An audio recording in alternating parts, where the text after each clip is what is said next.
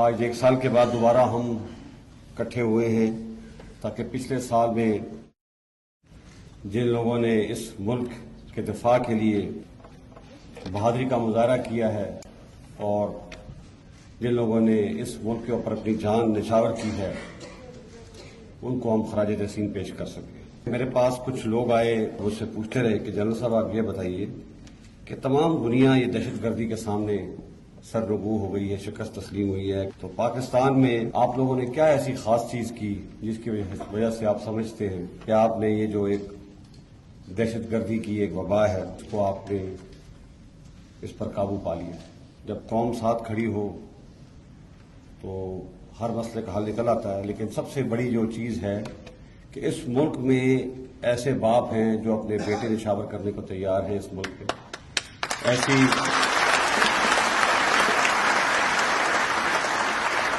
ایسی مائیں ہیں جو 21 22 سال کے 23 سال کے بچے اس ملک پہ نچھاور کرنے کو تیار ہیں۔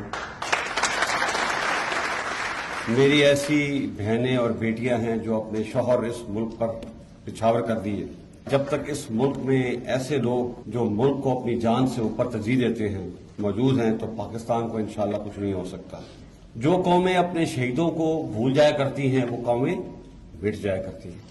ہیرو وہ ہیں جو آنکھیں بند کر کے اس ملک کے اوپر اپنی جان قربان کرتے ہیں۔ حادثے کم ہونے شروع ہو گئے ہیں، دہشت گردی بہت کم ہو گئی ہے، قابو آ گئی، اور اس قابو پانے میں ہمارے تمام فوجیوں کا، ہمارے دلیر فوجیوں کا خون شامل ہے۔ کوئی چیز بھی دنیا میں بغیر قیمت کے حاصل نہیں کی جا سکتی۔ پاک فوج زندہ باد، شہدائے پاکستان زندہ باد، پاکستان پائندہ باد۔